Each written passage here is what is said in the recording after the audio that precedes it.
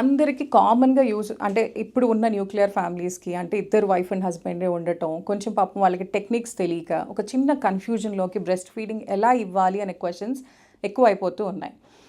It's very easy. First baby పుట్టిన తర్వాత baby మన దగ్గరికి అంటే మన వరల్డ్‌లోకి రావటానికి it'll take some time. I always say 1 month ఈజీగా పడుతది. మీకు వాళ్ళు అలవాటు అవ్వటానికి, వాళ్ళు మీకు అలవాటు అవ్వటానికి.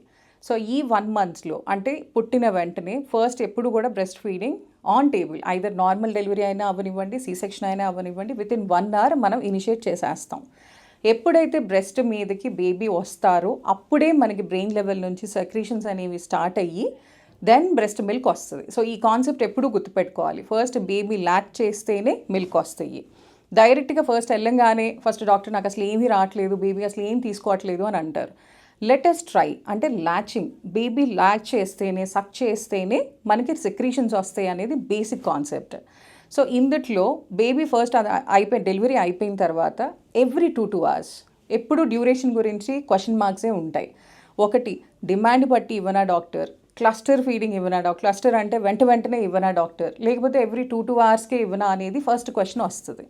వీటిలో ఎప్పుడు first genuine thing is every 2 hours 20 to 25 minutes బేబీని మీ బ్రెస్ట్ మీద పెట్టండి.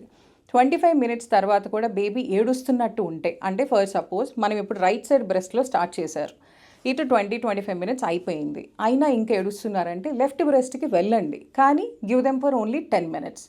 10 minutes తర్వాత బయటికి బేబీని నార్మల్గా తీసేసి వాళ్ళని బుజ్జగిచ్చి, లేదంటే sleeping burping is very important. అంటే భుజం మీద వేసుకొని అలా ట్యాప్ చేస్తూ ఉంటే ఒక బర్ప్ లాగా వచ్చినప్పుడు అక్కడ రిఫ్లెక్సెస్ ఉండవు, అంటే ముక్కులోకి వెళ్ళటం, లంగ్స్లోకి వెళ్ళటం అనేది ఉండదు. So that will be a very protective mechanism. ఆ ప్రొటెక్టివ్ మెకానిజం క్లియర్గా చేసుకొని దెన్ బేబీని పడుకోబెట్టాలి. ఎప్పుడైనా మధ్యలో ఒక గంటకే లేచారు అని అంటే కంగారు పడొద్దు.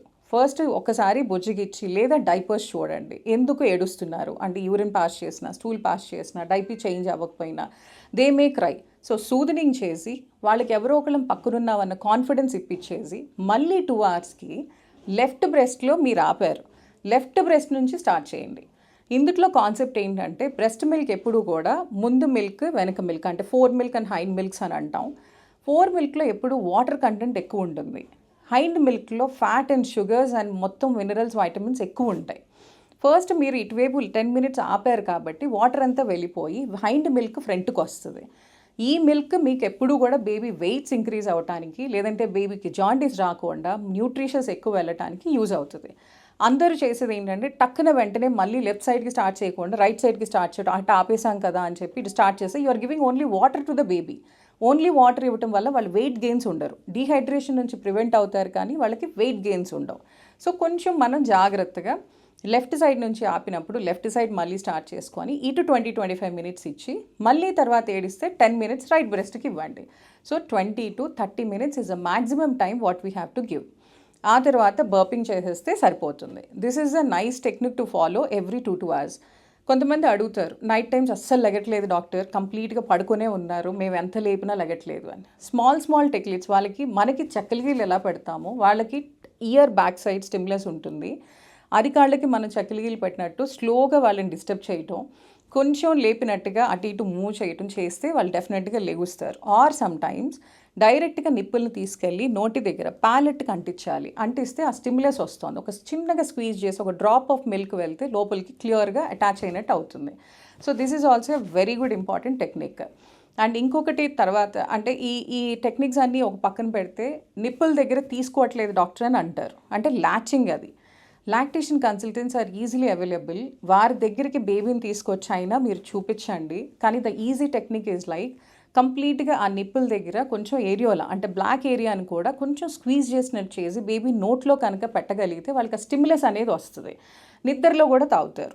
సో అలాంటప్పుడు వాళ్ళకి ఆ స్టిమ్యులస్ని పెట్టుకొని మీరు మ్యాక్సిమం అంటే 24 అవర్స్లో మనం కనీసం 10 to 11 feeds ఇవ్వాల్సిందే. Night times maximum delay is like 3 hours. అంతకంటే 4 hours హాయిగా పడుకున్నారు డాక్టర్, బేబీ లగలేదు అందుకే ఇవ్వలేదు అనేది అసలు ఉండకూడదు.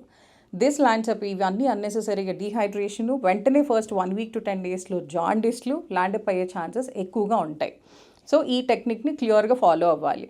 కొంతమంది డిమాండ్ ఫీడ్స్ అంటే అడిగితేనే ఇద్దాము అని అనుకుంటే timings are very important. 1 hour తర్వాత అడిగితే మీరు 10 మినిట్స్ ఇవ్వటంలో తప్పు లేదు. కానీ అదే 2 అవర్స్ దాటిపోయి 4 అవర్స్ తర్వాత అడిగితే it's not a good sign. So ఈ టెక్నిక్స్ని క్లియర్గా ఫాలో అయితే ఎప్పుడు బ్రెస్ట్ ఫీడింగ్ బాగుంటుంది.